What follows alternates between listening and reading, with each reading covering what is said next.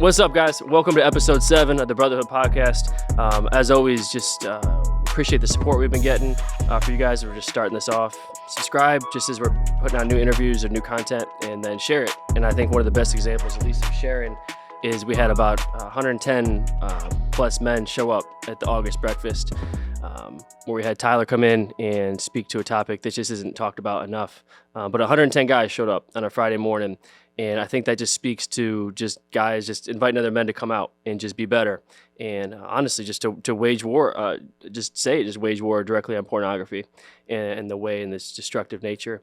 The other thing I'll say too is this one is going to be a little bit heavier. It's going to be a little more raw. And so I would suggest maybe putting a PG on it. And as I'm thinking about where the PG goes, I don't know if it's PG-13 or even beyond that. But even the scary thing is what we're talking about today, if it is 13 years old, there's a chance that they've already had an experience with pornography. But at the same time, I'm just saying that there's a little viewer discretion here with what we're talking about. So just keep that in mind. But the guy we have today is Tyler Allen.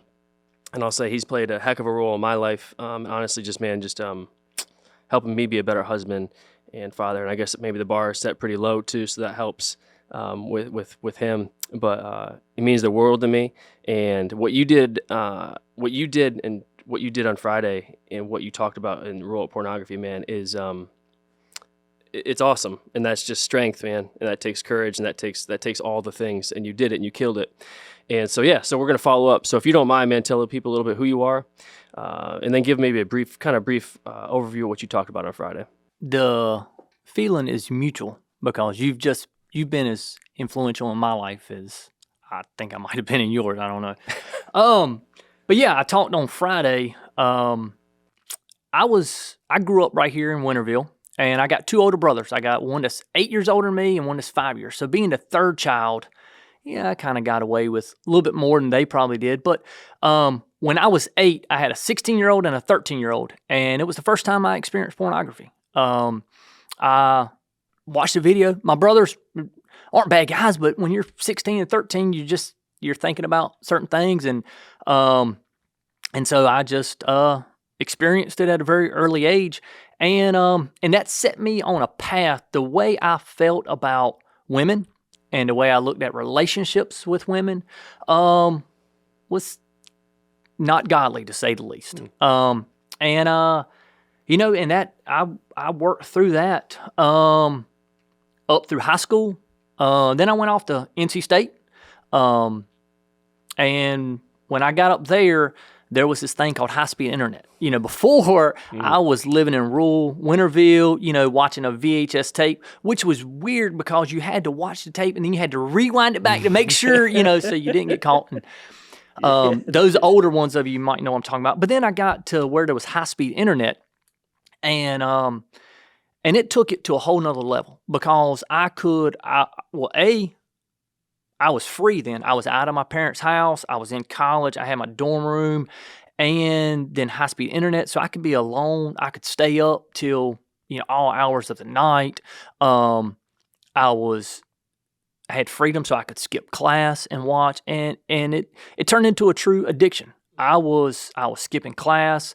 I was staying up till all hours of the night. I mean, there was days where I was watching for 6, 7, 8 hours at a time.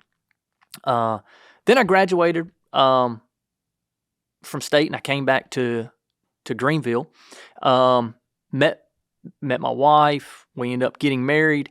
But I had the addiction that I just could not kick. And so the first couple years of our marriage, we struggled connecting because I was watching and being fulfilled through a computer screen, quite honestly. And, my wife, she would go to bed, and I was waiting. You'd think about a newlywed, somebody who's been married 2 or 3 years. You're waiting for your wife to go to bed so then you could go into the guest bedroom and stay up till 2-3 hours at a time, watching videos on the internet. And there was one night I remember I got caught. I thought my wife was asleep, and she came in and caught me, and she was very upset, very hurt. She was emotionally scarred, I guess you could say. And look, I tried to justify what I was doing. I tried to say, look, I'm not cheating on you with another woman. Why are you so upset? Not realizing that, I had truly hurt her because I was being fulfilled by something other than my wife. Thought you were being fulfilled. Yeah, thought I was being fulfilled. Exactly. And I struggled with that because I was, trying to. And then people came into my life. One guy in particular came into my life and just showed me that pornography was a sin. And he sent me to the Bible, and in Matthew 5, 27 to 28, it says, "You have heard that it was said, you shall not commit adultery." And so I was like, okay, I'm not cheating on my wife, But then in verse 28, Jesus says, "But I tell you that one who looks at a woman lustfully has already committed adultery with her in his heart." And that was what hit home to me, And so continued on, and we, worked through a lot of things to try to really understand why she felt like why I had hurt her, and try to understand what God's meaning for adultery truly is. Yeah. So let's pause it right there because I want to think. Go back to when you were basically in the midst of the addiction. I guess that'd be in college, when you didn't have that dial-up internet anymore. What do you think? Because I think there's also, if you look at the statistics, it's mind-boggling. Let alone outside the church, how many men are addicted to pornography, and actually a growing population of women too. But what do you think your viewpoint then would have been when? If it was brought up about your porn, or how even just internally you justified it then, like let's go to the deepest part of the addiction where you're watching it for hours on end. How did you view pornography then? Everybody's doing it. Everybody's doing it, and I just had this desire to watch, and it wasn't. And then it got so bad that one video wasn't enough. It was like just getting to the next one, and then the next one, and the next one, and then I justified it to say, everybody's doing it, and I'm not really cheating on anybody, and I'm not hurting anybody because I'm by myself. I'm not I'm not doing this to harm anybody else. This is all for me. I was looking 100% inward, and didn't realize the actual sin that I was bringing on myself. By doing this. It's funny you say this, because I was just doing. There's just so much research out there on just the topic of pornography, but you mentioned everyone was doing it, and kind of just the perception of it. And there's a great website called CovenantEyes.com. But anyways, they looked at the viewpoint and the perception of pornography among different ages. So 43% of teens believe porn is okay. Actually, no, I'm sorry. It's more than that. I'll crop this part out. 90% of teens and 96% of young adults are either encouraging, accepting, or neutral when they talk about porn with their friends. And then it goes on to talk about the approval. 51% of millennials think it's okay. 44% of Gen Xers say it's okay, or it's not okay, and then 59% of Boomers thinks it's okay. So largely, it's like half. It just outside of age, even think it's okay, or are neutral at best. So the perception, I think, man, is spot on that you talk about. So the other thing that I think about is you kind of left me. I know how you and Sarah are in your marriage, but so walk us forward from at least admitting its addiction, and then working through it, especially in your marriage. How kind of where you are and what happened. Yeah. So after we got caught, or after I got caught, my wife, we started going to marriage seminars, and we started going to marriage small groups, and started really learning about God's desire for marriage and true oneness. And then through these small groups and marriage weekends, we realize that there's a difference between men and women, and the difference is if my wife comes up and she touches me on the shoulder or, she just smiles at me, then I'm, Kristen could bump into me at the grocery store. I'm like, oh, is it time to? It's time to. Oh, okay. I'm totally reading exactly what you're thinking. Yeah, no.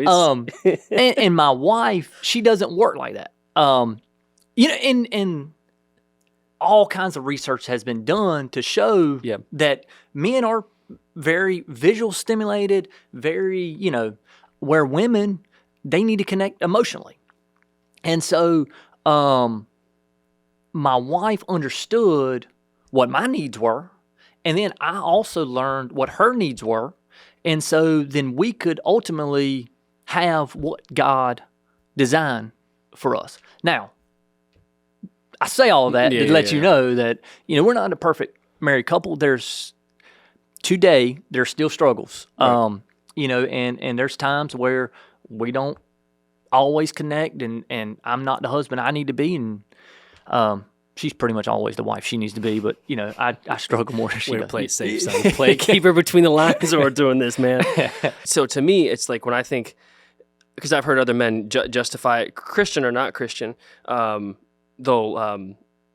not hurting anybody, or they think like if you're looking at pornography, it's in a bucket, like it's in this bucket, and it's just something that you partake in, and you probably feel shamed about it, but it's not affecting how I do business, how I am in my marriage, how I am in anything else. And I just think the easiest thing it does with pornography is it totally kills the fight of men to pursue your wife. I think absolutely. Where it's like I was talking to somebody last week who's in the midst of it, and just how much, even the simple things of going and genuinely buying flowers. Now, not for looking for anything in return, but just buying flowers and just constantly pursuing her.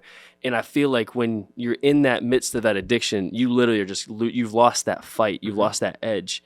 That kills your fight and your pursuit for your wife when you're just taking, it's not just its own thing out here where no one knows about it, even if you don't share it. I think our wives crave, like I said, I think they crave the attention, and they crave that fight and that dating that we should never stop doing, I think. And I feel like I got to tee you up for one good, at least small group analogy we use is tell the people about the crock pot and the microwave analogy. So, yeah, I've heard the analogy used in our small group. Men are like a microwave. I mean, pot food in there, it's instantaneous. Where a crock pot, you got to put it on low and slow. And so our wives are like the crock pot. You got to start early in the morning and connecting with them so that they're warmed up, after 8 hours. And so it just kind of goes back to the touching me on the shoulder, giving me a look. I'm, the microwave, where my wife, if we haven't talked or haven't connected or, then she's like the crock pot. She needs some time to process and for us to connect. Yeah. And I think, I love that, man. I do think also with the microwave thing, as you were even just explaining it, because I love that concept, because you can just think about it in 1,000 different ways too. It's like the food can be ready quicker in a microwave. It'll probably be better in a crock pot. That's right. But if you have the availability of pornography, which we all do, usually sitting in our pockets on our phones, you can just not decide to quote unquote warm up the crock pot and try to go that route when hey, when she goes to bed, I can check this box, and go that route. Well, and what pornography also did for me, because if you know me, I'm a pretty confident guy. Everybody loves Tyler Allen. But I watch these videos, and the guy knocks on the door, and he walks in, and so when I walk in the door, my wife's supposed to jump on me because I'm Tyler Allen, right. And that does not happen, So, and so it kind of gives you that false reality. Yeah, right. So it keeps you from there, and it puts you over here, but it also creates a false narrative, right, of what a relationship with your spouse really is. Yeah. And I know in one of the you mentioned marriage conferences, and Weekend to Remember. I remember they talked about the attraction of butterflies. I don't know if you remember this or not, but they're basically investigating butterflies and their mating patterns and stuff like that. And they started doing a study where they would take a female butterfly and put it in front of a male butterfly, and there's attraction there. But over time, they took a fake butterfly with brighter colors, higher pixels, and it looked better, albeit fake. And what they found is the male butterfly eventually over time was no longer attracted to the real female butterfly.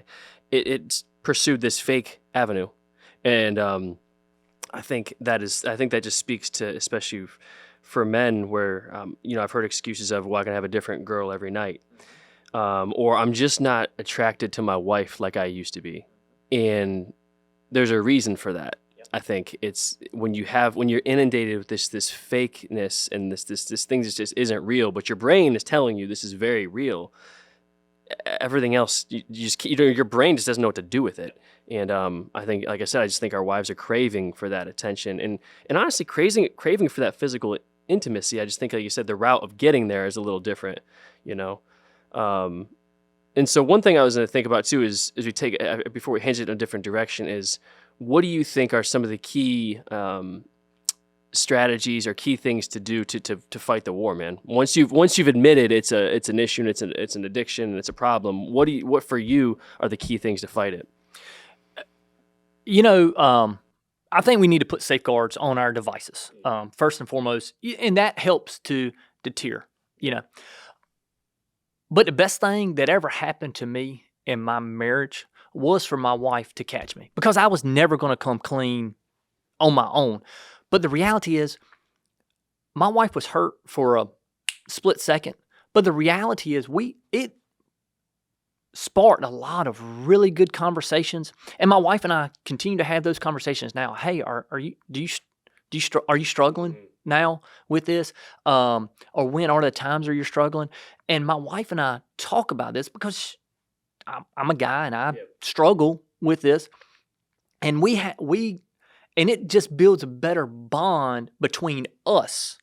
And she doesn't want me to struggle. She doesn't want me to sin, and so she and I are able to connect through conversations about pornography or about struggles that I'm having, And so I wish I had told my wife, hey, this is something that I'm doing on a regular basis, and I'm struggling with this, and I just come clean to her before she even called me.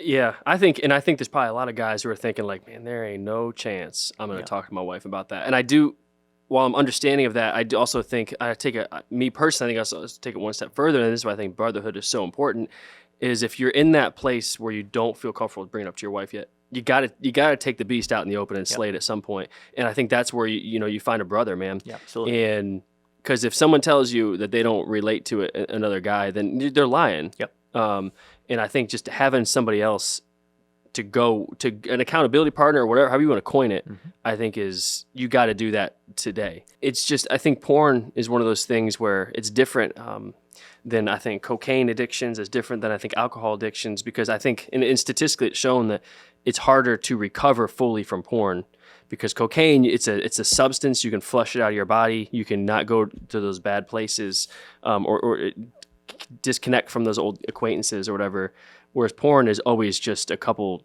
words on a keyboard away. And those images in your brain, like when you say 8 years old, man, I think automatically you think of how old your kids are. Yeah. 8 years old, I got a 12-year-old and a 9-year-old, and just how immature they are and how they can't, because I don't remember what it was really like with me when I was 8. I felt like I was way more mature than they are, and that's not true at all. But the fact that they could have already been exposed to this stuff, to conversations, to images that could potentially set them on a path,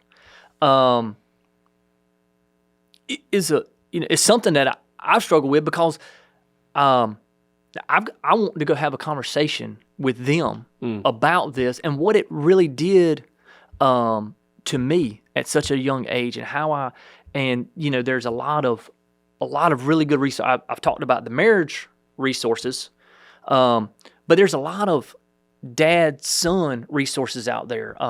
Passport to Purity is one that I want to go through, that I've ordered the material, and I want to go through with my sons, just to talk about God's design for marriage, God's design for sex, and how pornography can set them on a path that is not God's design for them and for their lives. Yeah, I think, and I haven't had that. I mean, I haven't had that conversation with my son, or like I said, even my daughter, because I think it's not going to be just boys, I think, anymore. I haven't had that conversation with him yet, but it's like I know I have to, because it's going to be he's going to have that conversation with somebody. Is it going to be me, or is it going to be somebody on the bus, or is it going to be somebody, some other kid who's just as lost and doesn't really know the effect of these things?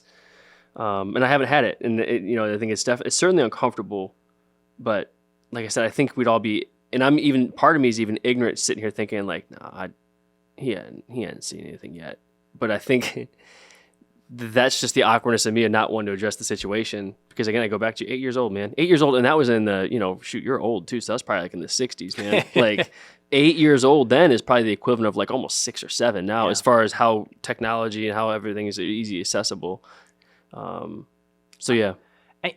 And it's everywhere now. I mean, you can't cut on the TV, the radio, the internet. I mean, it's just there's some kind of sexual images are in everything they do now. On every channel, the Disney Channel back in the day, Bugs Bunny was in black and white. Back in he didn't have any clothes on, but he's still. I mean, I never thought about Porky it like that. Pig had the vest, so I mean, he was good. But we just, it's just in today's the images and what they see, just on regular TV is just it's in their face at a very early age now, and and I started having that conversation with my oldest son, and it was difficult. It's a lot of kind of looking up in his face, and then like I said, I want to carry it on even further because conversation. Because I mean, my dad was a good dad, but we never had a talk. Yeah, right. I mean, I had 2 older brothers that I learned from, and it was learning from a 16-year-old is not the same as a father having a conversation with their son about the godly way to be a man and the godly way how to treat women. So. Yeah, and treat women too. I mean, I got a good friend of mine too who's got a son who's a sophomore, I think, in high school. Doesn't matter. He's somewhere in high school, and he's got a phone, and he'll come home from school, and he'll go up in his room, and he'll be up in his room until dinner, and then he'll come down for dinner, and then he'll go back up to his room. And I'm like, man, what do you think he's doing up there? And the dad was like, I don't even want to know. And I'm just like, man, like your son is getting just, for lack of a better word, just murdered up there by just something so destructive. It's worse than getting drunk. It's worse than a hangover, because those things go away. It's like you're feeding an addiction at such an early age when your brain's not even fully developed. Mm-hmm. And that is something that I think you and I both would agree that will carry on into his marriage. Mm-hmm. Whenever he gets married, in his perceptions of what reality is and what a wife should do or ought to be. And we're just sitting back and we're like, I don't even want to know what he's doing up there. And it's like, he's losing the war, and you're not even willing to step in, And I don't mean that to shame him, but it's like, no. And the reality is, it's a hard issue, and and I want to. My children are going to fall short. Yep. Okay, just like 90% of the men. Yep. 90% of men admit to doing it regularly. Yep. I'd say 100% of the men have had lust in their heart. Yep. And that goes for women as well. Yep. And I don't want to shame my children. I want to be there. I want to support my sons that when they have these struggles, because at the earlier age they start watching porn, the earlier age they're gonna have sex, Mm. and they'll That's a great you know, point. and people that watch porn, young men that watch porn, have sex outside of marriage, or more. The statistics show they're more likely to have sex outside of marriage. And so I want to be there to support my sons, to say, hey, look, I understand what you're going through right now. Mm. I'm going to help you get through this. I want to be your, and maybe they don't want to talk to me, but Yeah. there's other brothers Yeah. in our brotherhood Yeah. that have kids that have been through this. Maybe there's other young men in our congregation or in our brotherhood group that could help my kids, because they might not want to talk to their dad, but I want to at least have the conversation, not to shame them, not so that they're like going to their room Yep. and staying in darkness. Yep. Hey, let's bring it to light. That's just kill the sin. That's one thing I love about just this is just highlight just this, because I just don't feel like it's talked about enough. And I think even by just having a conversation, even though you and I are just theoretically talking about it helps. Like my biggest wish and hope is that men talk to other men about the issue, and maybe husbands and wives talked about this issue. And then it'd be awesome if high school kids were talking about it in terms of just admitting it's something we shouldn't be doing and waging war and fighting like hell against it. And it just starts up to me with just conversations. Yep. And just even like you said, even just opening the doors up for your son to know, hey, you can, I'm here to talk about it, man. I think that's all sometimes it has to be. It doesn't have to be like, hey man, sit down, let's go through your phone, your browsing history. Right. Just knowing that there's no shame. It's just to talk about it and get it out in the open, I think is key. And also to say, well, I struggle with it, but I got through it. I mean, that's not everybody's story. Some people, fight this addiction their entire lives, and they don't have to. They're not alone. They don't have to fight it by themselves. There's other people that I don't want to say slay the dragon, because I still struggle. Yeah. But there's resources out there that can help anybody. Yeah. That's the great part about talking about it is maybe somebody's going to be like, yeah, let's have another conversation about it. Yeah. And well, as we close up too, again, I just want to say what you did, sharing that story in front of 110 guys, and then coming on here and sharing it again. Again, that is, I don't even have, I'm not a very intelligent person, so I don't have the right words for it right now, but it takes something, man. And it's better. Just what you did is just so incredibly powerful. And it's like the one song, you took what the enemy meant for evil and you turned it for good. And I've seen that firsthand just in the years that I've known you in your marriage, in our small groups, and just talking about these tough topics. It doesn't just, and it's better around the corner from it. So I was seeing if there's anything else you want to add to it as we close up shop, though. No, I appreciate you. I feel honored to sit here, No, I mean, it was, God laid it on my heart to share. And I'm glad I could. I hope it did help. I hope people realize that there are resources. There is things that we can do to bring it out. You don't have to be ashamed. To talk about it. And to say, hey, I'm not the only one, but I want a different path. Yeah. So. And one thing I think that we didn't touch on is obviously all this doesn't happen. We didn't touch on it directly, but all this doesn't happen without Christ. Absolutely. And I think by mentioning the group Catharos, which I think is on Tuesday nights, and just that's the path through. Otherwise, I feel like we're just trying real hard. You can have the guardrails up, you can have the accountability partner, but to me, if you don't realize, if Jesus isn't in this thing, and then you're just trying real hard, and you're going, I hate to be doom and gloom, you're going to fail, and so Catharos is something that I throw out there too, is just a revolving group that's happening every Tuesday night, and you lead. I am not leading a group, but I am in a group. Yeah. And my goal is to go through, because I haven't been through the Catharos study, and I don't even want to call it a group, because it's not a support group.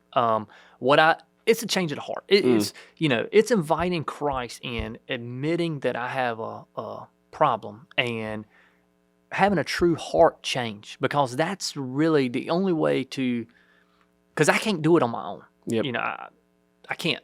And like I said about, you can put safeguards in all day long, but there's ways around those things. And I'm not saying go around those things. I'm just saying, until you ultimately say, I want a true heart change, I want to leave this at the feet of the cross, you know, and I want God to really change my heart and what I view and how I connect with my spouse, and those of you who aren't married, my future spouse. Yep. You know. Yeah. That's what the Catharos is. And I don't think there's an early, in my opinion, again, age is not discriminating in this. I don't think there's an age too young necessarily, and I don't think there's an age too old. I mean, there's a growing population of 20-year-olds that have ED because they've been looking at porn so much. And so, yeah, I just think you going through that, I can't wait to see the growth on that too. But and then obviously there's a handful of people that probably aren't local. So there's the email, brotherhood@covenant.cc, that I think people could reach out. And so as we just go into this week, I would just challenge people, and I'd love to hear your thoughts too as we close out, but find someone you can talk to about it, number one, and just have a conversation with it and figure out where you lie in your perception of it. Is it not bad? Are you not hurting anybody? Is it okay? At least it could be worse. Where's your viewpoint? And be honest with yourself, because I think we all know deep down in our heart where it is. And then find a brother, or find someone to talk to you about it. That's what I would encourage. But yeah, man, I appreciate you coming on. Hey, thank you for having me. And what you did was, like I said, what you did was awesome. And so as always, just ask, subscribe to it and share to it. And like I said, our big challenge is just find someone to talk to about it, and just be open and honest and raw. And I think it'll just draw us all closer to Christ, and be better husbands, future husbands, and be the husbands that our wives are really just begging us to be, I think, honestly. So other than that, we'll see you guys next time.